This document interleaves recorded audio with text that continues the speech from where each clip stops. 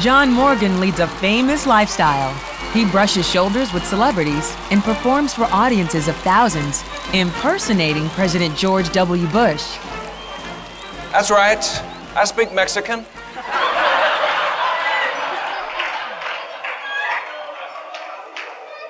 Feliz Navidad.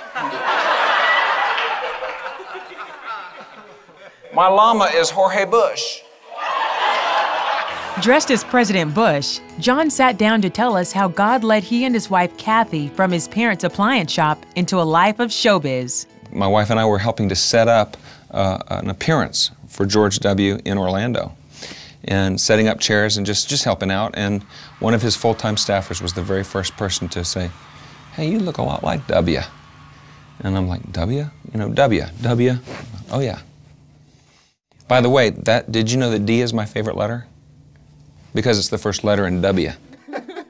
You know, once his face became more a household face, so to speak, I'd start hearing those comments on a routine basis at drive-in windows, bank tellers, and just in the grocery store, you know. People would actually come up and tap me on the shoulder.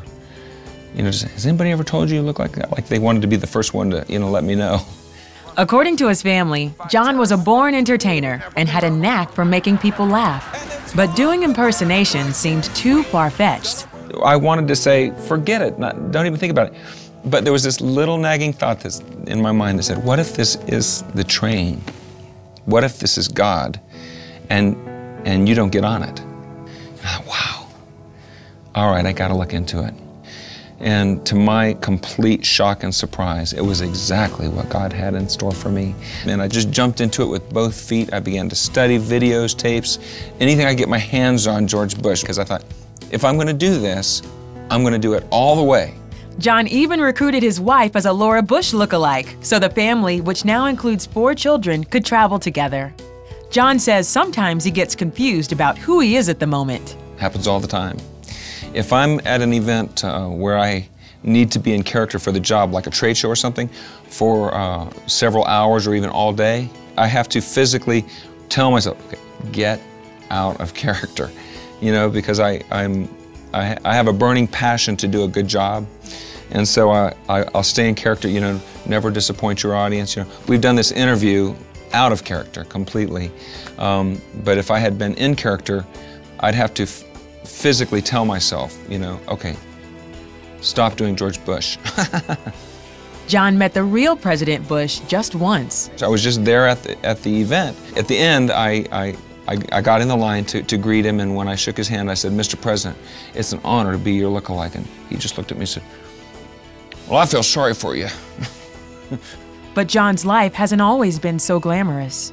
I was raised in a religious, as opposed to Christian upbringing, and forsook that for drugs, sex, and rock and roll back in the early 70s. Left me really empty. It got to where I would have called myself a sex addict. I was doing all kinds of drugs and party. I mean, I was just running headlong for a good time.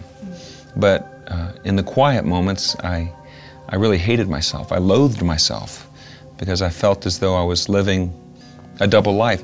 35 years ago, John's friends drug him into church. And at the end of the sermon, I was surprised to find that my heart had changed.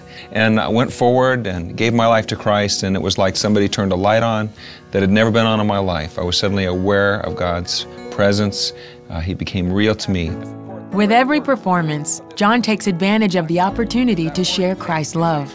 The impersonation is so fascinating to people that in and of itself causes them to want to hear whatever I have to say. Tremendous door opener. I've got volunteer Secret Service. You know, just before I go on stage, I'll say, "You guys mind if we just say a little prayer?" You know, usually I don't know them from, you know, we've been joking around, but they're total strangers, and so that's a way to let simply them see, oh, here's a man whose faith is a part of his everyday life. You know, what I'm trying to learn to do is live authentically, which is a little weird for an impersonator, but I want to live my faith 24/7, all day long, and not segregate it to only the 4 walls of the church, you know? And how that affects people, I guess that's what the Bible calls being salt. John likens his study and impersonation of President Bush to how Christians should study and imitate the actions of Christ in our daily lives. As an imitator, I study a person and then try to incorporate their mannerisms into my outward appearance. As believers, we study a man, our God, our Savior, and we try to incorporate His behaviors into our own. And each one of us, we are called to be imitators. It's a command. Be imitators of God as beloved children, Ephesians 5:1. How? Live a life of love, just as Christ loved us.